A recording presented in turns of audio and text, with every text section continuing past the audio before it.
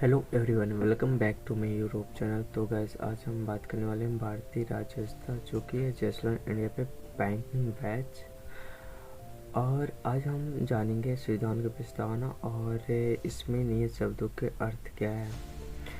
तो गैस, यहाँ पे संविधान पे लिखा है, हम भारत के लोग और भारत को एक संपूर्ण प्रभुत्व संपन्न समाजवादी पंथनिरपेक्ष लोकतंत्रात्मक गणराज्य बनाने के लिए तथा इसके समस्त नागरिकों को, यानी कि संविधान के जो पहला पेज है उसमें ये लिखा है कि सामाजिक, आर्थिक और राजनीतिक न्याय, विचार, अभिव्यक्ति, विश्वास, धर्म और उपासना की स्वतंत्रता। यानी कि सामाजिक हो, आर्थिक हो और राजनीतिक न्याय भी हो। उसमें विचारधाराएं जैसे हो, अभिव्यक्ति यानी कि हर प्रकार के व्यक्ति पर विश्वास हो, धर्म और उपासना की स्वतंत्रता हो, प्रतिष्ठा और अवसर की समता, यानी कि हर प्रकार के व्यक्ति में प्रतिष्ठा दिखे और अवसर की समानता प्राप्त कराने के लिए उन सब में व्यक्ति में गरिमा होना चाहिए और राष्ट्र एकता होना चाहिए, राष्ट्र की एकता होना चाहिए। ठीक है गाइस।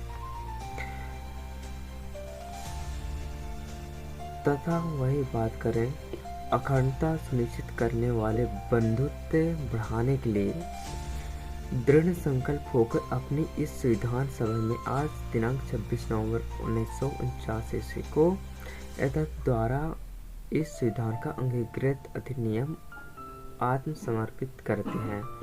यानी कि जो संविधान है उसे 26 नवंबर को 1949 को ही वो कर दिया गया था, क्या गाइस, अंगीकृत किया गया था। लेकिन इसे आगे चढ़ के वही 26 जनवरी 1950 को ही लागू किया था। ठीक है। प्रस्तावना संविधान के परिचय अथवा भूमिका को कहते हैं। भारतीय संविधान की प्रस्तावना पंडित नेहरू द्वारा पेश किए गए उद्देश्य प्रस्ताव पर आधारित है। यह गैस 42वें संशोधन अधिनियम 1976 द्वारा इसमें समाजवादी, पंथनिरपेक्ष और अखंडता जैसे शब्दों को सम्मिलित किया जाता है। ठीक है।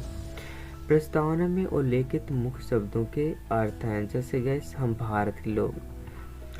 तो हम भारत के लोग मतलब होता है गैस, इसका तात्पर्य यह है कि हम भारत के प्रजातांत्रिक देश हैं।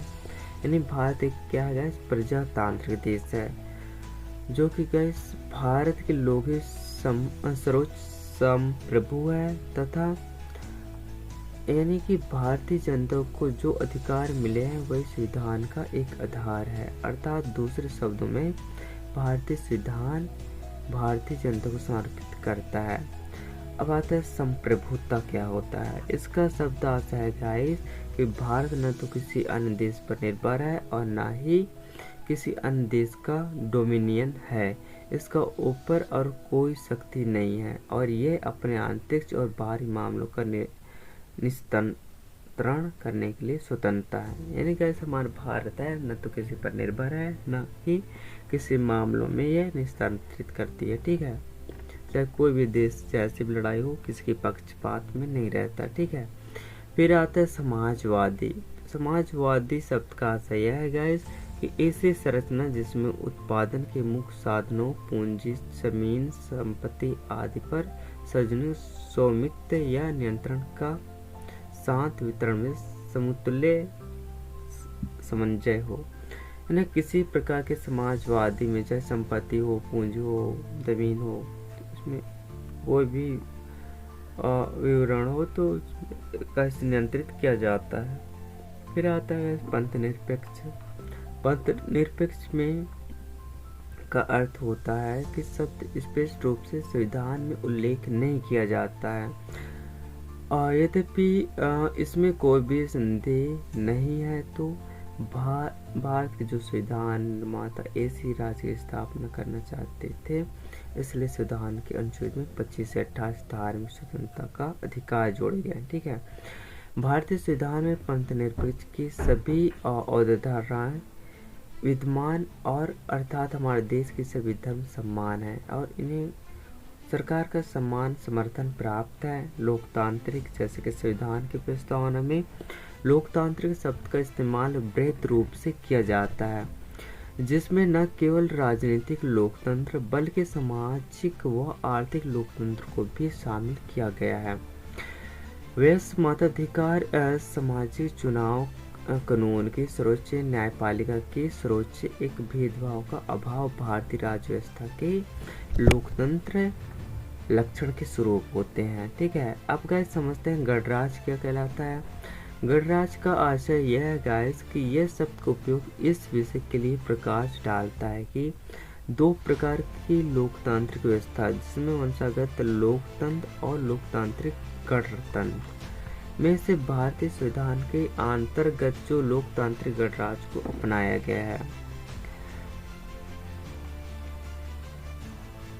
उसमें गाइस जो गणतंत्र राज है, तो उसमें गणतंत्र जो राज है प्रमुख हमेशा प्रत्यक्ष अथवा अप्रत्यक्ष रूप से एक निहित समय के लिए चुनकर आता है।